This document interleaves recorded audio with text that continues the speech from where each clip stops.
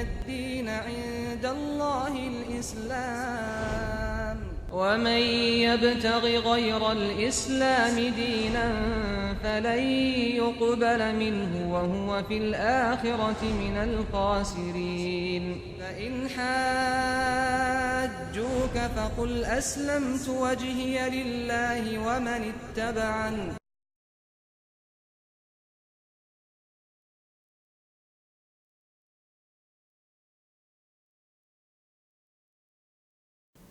안녕하세요 여러분, 카람 김은수입니다. 자, 이번 시간에는 하나님의 사도 무함마드, 이슬람의 마지막 사도인 무함마드에 관해서 알아보는 시간을 가지겠습니다. 자, 무함마드의 이름은 무함마드 빈 압둘라 빈 압둘 무탈립입니다. 이게 알아보죠. 좀 이렇게 듣기 좀 거북할 수가 있습니다. 풀어서 설명을 드리자면은 무함마드 이븐 압둘라, 즉 압둘라의 아들, 무함마드는 압둘라의 아들, 즉 무함마드의 아버지는 이름이 압둘라라는 뜻이죠. 그리고 무함마드 빈 압둘라 빈 압둘 무탈립, 즉 압둘 무탈립의 손자가 무함마드라는 뜻이고요. 즉 무함마드의 아버지는 압둘라이시고 그리고 그분의 압둘라의 아버지이시자 무함마드의 할아버지는 압둘 무탈립이라는 뜻입니다. 자, 그리고 그의 혈통은 그 아드난 부족까지 거슬러 올라가는데요. 아드난은 이스마엘의 아들이죠. 그래서 무함마드는 이스마엘, 즉 아브라함의 아들인 이스마엘까지 혈통이 올라가는 그런 보이고 있고요. 그래서 무함마드는 이스마엘의 후손이 되는 것입니다. 자, 그분의 외모에 대해서 잠시만 설명을 드리면요. 머리카락은 반 곱슬머리였습니다. 직모도 아니고 그렇다고 해서 완전한 곱슬도 아니고요. 반 곱슬이었고 입술이 그리고 입이 아주 컸다고 해야 되나요? 이렇게 옆으로 좀 벌어져 있는 그런 모습이었고요. 환하게 웃으시면은 이제 치아가 드러날 정도로 흰색 치아가 드러날 정도로 이렇게 환하게 웃곤 하셨습니다. 어깨는 넓은 편에 속했고요. 그리고 팔 다리에 뼈마디가 굵었습니다. 걸을 때는 이제 성큼성큼 걸으셨고 어떤 특정한 부분을 바라볼 때는 몸 전체를 이렇게 돌리셨습니다. 얼굴만 이렇게 한쪽으로만 돌리는 게 아니고 몸 전체를 이렇게 돌리셨습니다. 이러한 자세한 내용들이 이제 하디스, 즉 무함마드 언행록에 나오는데요. 그만큼 무함마드와 함께 있었던 그런 교우들이 무함마드에 관해서 얼마나 세심하게 관찰을 하고 그분의 말씀과 행동을 관찰했는지 알 수 있는 계기가 되는 것이죠. 자, 무함마드가 계시를 받기 이전에는 어떤 생활을 하셨을까요?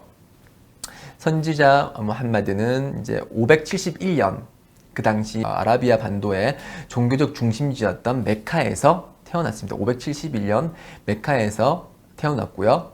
그리고 그 혈통은 모든 아랍인이 그 고귀함을 인정을 하는 그런 꾸레이시 부족 출신입니다. 그리고 어렸을 적에는 아니면 좀 청년기에서는 이제 상인으로서 이제 여러 곳을 여행을 하셨고요. 그리고 양치기로서의 그런 직업도 가진 적이 있습니다. 살아생전 그리고 계시 이전에 선지자 무함마드는 신뢰할 수 있고 정직한 사람이었습니다. 그래서 그는 누구도 배반하거나 거짓말을 하거나 속임수를 쓴 적이 없습니다. 그분의 칭호는 그렇기 때문에 사람들 사이에서 알-아민, 즉 신뢰할 수 있는 자라고 알려져 있었습니다. 계시 이전에요. 계시 이전에 알-아민, 신뢰할 수 있는 자라고 알려져 있었습니다. 사람들이 여행을 갈 때면 무함마드에게 귀중품을 맡기곤 했습니다. 왜냐하면 귀중품을 맡기면 어떤 사람들은 그 귀중품이 이렇게 남의 건데 이거 내 거라 그러면서 돌려주지 않은 경우가 있었는데요. 무함마드는 신뢰할 수 있는 자였기 때문에 많은 사람들이 그에게 귀중품을 맡기곤 했습니다. 또한 그분은 결코 거짓말을 하지 않았습니다. 그래서 사람들은 그를 as-sadiq, 즉 진실한 자라고 그렇게 칭호를 붙이기도 했습니다. 그만큼 계시 이전에 사람들 사이에서 신뢰할 수 있는 정직한 사람으로 인정을 받고 있었습니다. 계시는 하나님으로부터의 계시는 40살 무함마드가 40살이 되었을 때 시작이 되었는데요. 그때 히라 동굴에서 히라라고 하죠. 아랍어로는 히라 동굴에서 명상에 잠겨 있었을 때 가브리엘 천사가 사람의 모습을 하고 무함마드에게 다가와서 읽어라, 아랍어로 이제 읽어라 라고 그렇게 얘기를 합니다. 무함마드는 잘 아시다시피 문맹이었습니다. 글을 읽을 줄도 모르고 쓸 줄도 모르는 분이었기 때문에 무함마드께서는 나는 읽을 줄 모른다 라고 찬성에게 얘기를 했고, 그렇게 해서 이제 첫 번째 계시가 시작이 됩니다. 하나님으로부터 첫 번째 계시가 시작이 되고요. 그 이후에 23년 동안 단계적으로 하나님으로부터 계시를 받게 됩니다. 그 계시를 기록한 책이 꾸란이고요. 그분께서는 이제 꾸란을 통해서, 그래서 하나님께서 내리신 이런 꾸란을 기초로 하나님의 사도 무함마드께서는 사도로서의 역할을 충분히 충실히 행하셨습니다. 그분이 사도로서 행할 수 있는 역할은 단 하나였습니다.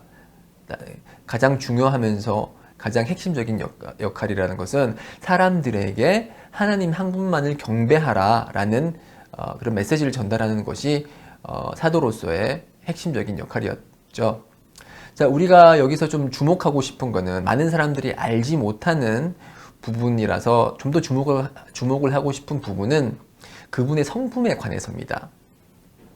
그분의 성품은 꾸란 그 자체라고 하는데요. 꾸란에서 이제 권장하고 명령되는 그런 성품적인 부분을 몸소 실현했다는 것인데요.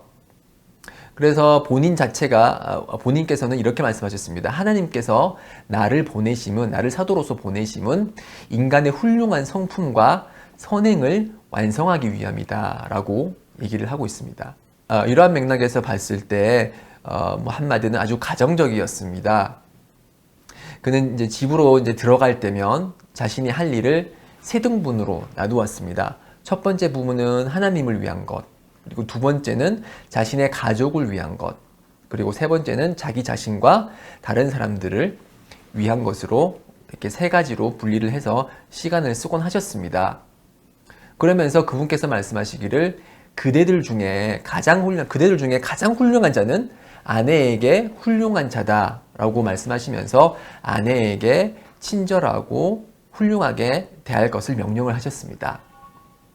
그리고 그분께서는 집에 있을 때는 여느 남편들과 여느 뭇 남편들과 다를 바 없이 검소하고 소박한 모습을 보이셨는데요.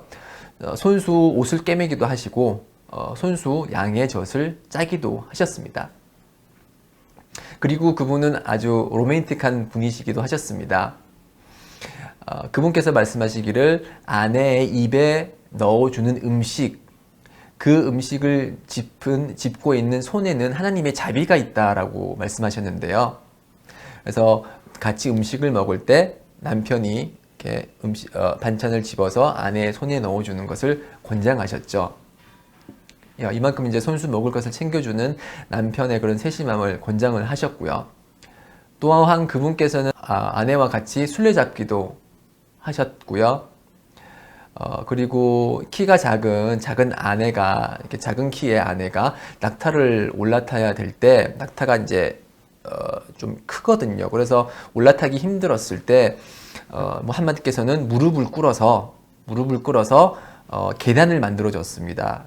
그래서 아내는 그 무릎을 계단 삼아서 낙타에 올라탔다는 그런 전승이 있죠. 참 로맨틱하지 않나요? 네. 그리고 그분께서는 아주 따뜻하고 포근한 마음을 가지신 분이셨는데요. 그래서 예배를 드릴 때 이제 조그만 딸나이를 이제 업고서 예배를 드리셨습니다. 저희가 예배를 드릴 때는 이렇게 서서 오른손을 왼손 위에 이렇게 올리고서 예배를 드리는데요. 그 꼬마 애기가 이제 자기에게서 떨어지지 않으려고 하니까 예배 시간이 돼서도 이렇게 한 손으로 그 애를 들고 예배를 드리시고, 이제 그 절을 해야 될 그런 자세에 있을 때는 애기를 양 옆에 잠시 놓아두고 다시 일어섰을 때는 다시 그 아기를 가지고 다시 이제 예배를 드리셨습니다. 그만큼 이제 어린아이와 그리고 연약한 자에 대한 배려가 있었다는 뜻이죠. 그리고 그분께서는 용서하시는 분이셨습니다.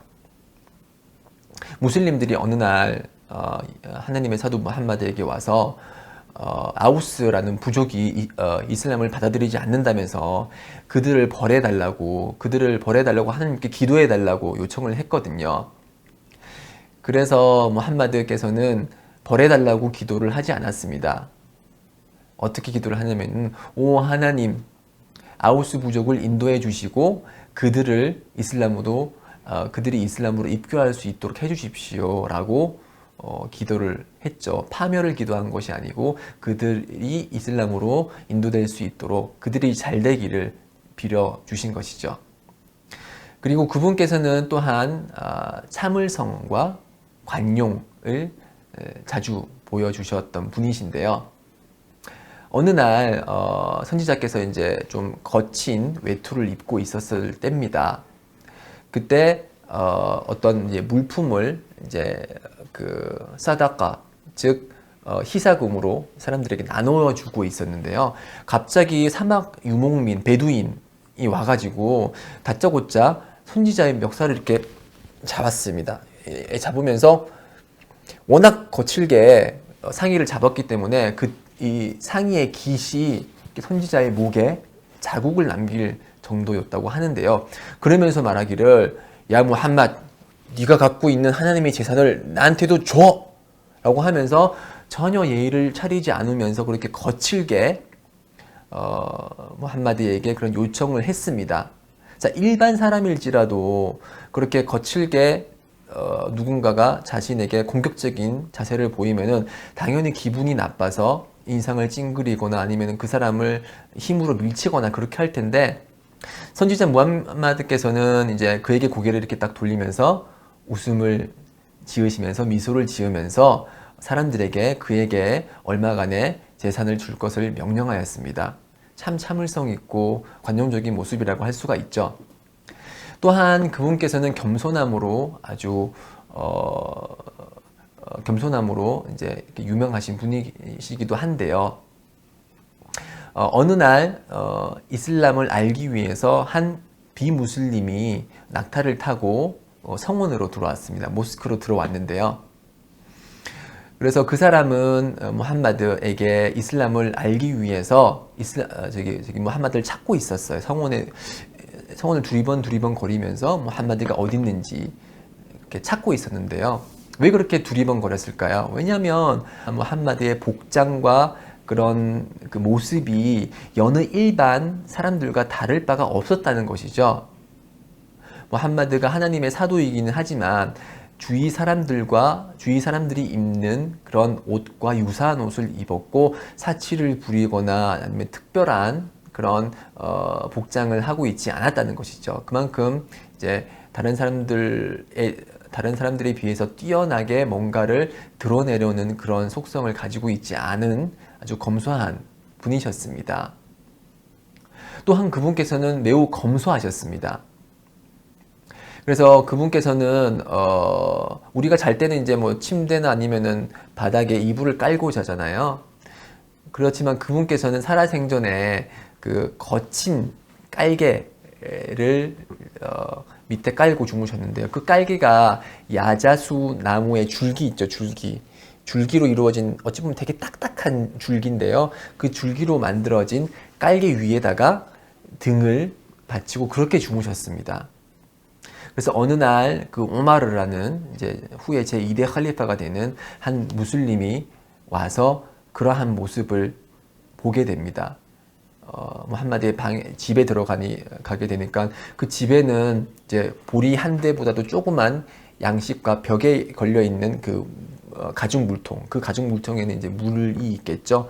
그것밖에 없었습니다. 그러니까 깔개도 그렇게 불편한 깔개에다가 먹을 것도 보리도 한 대도 안 되는 그런 보리와 그리고 물밖에 없는 그런 모습을 보고서 오마르는 눈물을 흘리게 됩니다. 울음을 터뜨리는 겁니다. 그래서 선지자께서는 그것을 보시고 오마르 왜 눈물을 흘려? 라고 그렇게 질문하셨고 오마르가 답하길 지금 로마에 있는 왕과 페르시아의 왕은 그렇게 현세를 즐기면서 기쁨을 만끽하고 있는데 하나님의 사도인 당신께서는 소유한 게 이것밖에 없고 이렇게 불편하게 누워서 주무시는데 제가 어찌 눈물을 흘리지 않겠습니까? 실제로 그렇게 딱딱한 곳에서 잠을 주무셨기 때문에 무함마드의 그런 등에는 자국이 생겼었어요. 이렇게 줄기, 나무 줄기에 자국이 생길 정도로 그렇게 불편하게 주무셨는데요. 이에 이제 선지자께서 대답을 하시길 우마르 그렇게 그 페르시아의 왕과 로마의 왕은 현세에서 향락을 즐길 뿐이다. 그렇지만 우리는 내세에서 그들이 느끼지 못하는 그런 즐거움을 느낄 것이다. 우리에게 주어질 그 내세의 기쁨, 그것만으로도 충분하지 않겠냐? 라고 대답을 하셨다고 합니다. 그만큼 그분은 검소하셨고요. 그분이 사시는 방도 아주 비좁았습니다. 어찌 보면 그분께서는 그 당시 아랍 반도를 전체 반도를 통치하는 하나의 왕으로서 있었던 분이시지만은 아주 비좁은 방에서 사셨어요. 그래서 일어나서 밤중 예배를 드릴 때 밤 새벽 1시, 2시에 일어나서 예배를 할 때 저희는 이제 절을 하거든요. 근데 절을 할 때 이제 자고 있던 아내의 발을 건드릴 수밖에 없을 정도로 그만큼 방이 너무 좁았다는 거죠. 그래서 예배를 드릴 때 이제 아내의 몸이 닿을 정도로 그렇게 비좁은 방에서 검소한 생활을 하시곤 하셨습니다. 자, 그리고 그렇게 검소한 생활을 하시다가 돌아가실 때도 그는 돈 한 푼도 남기시지 않으셨어요. 그가 이제 유산으로 남긴 것이라고는 이제 흰색 당나귀 한 마리 하고 이제 그의 그 방패 그리고 땅 한 조각 이렇게 밖에 없었습니다. 만약에 사심을 가지고 명성을 얻거나 권력을 얻거나 아니면 재산을 얻기 위해서 내가 하나님의 사도다 라고 거짓말을 했다라면 그의 손아귀에는 모든 것이 있었습니다. 아랍 반도가 모든 것이 그분의 통치하에 있었기 때문에 원하면은 많은 재산을 얻을 수 있었습니다. 그럼에도 불구하고 그는 재산에는 관심이 없었습니다. 그의 주된 관심사는 하나님의 말씀을 전하고 사람들이 하나님을 믿기를 바랬을 뿐입니다. 이런 그 무함마드의 모습을 잘 알고 있었던 독일의 시인 괴테는 이렇게 말했습니다. 나는 인류의 모범을 찾기 위해서 역사를 살펴보았고 결국 무함마드에게서 그 모범을 찾았다라고 언급을 한 바 있습니다. 괴테처럼 여러분들도 무함마드를 통해서 인류의 모범을 찾으시고 더 나아가 그분이 전한 하나님의 메시지를 통해서 여러분들이 삶의 목적을 찾으시길 간절히 바랍니다. 네, 여기까지가 제가 준비한 내용입니다. 긴 강의 들어주셔서 감사드리고요. 다음에 또 뵙도록 하겠습니다. 감사합니다.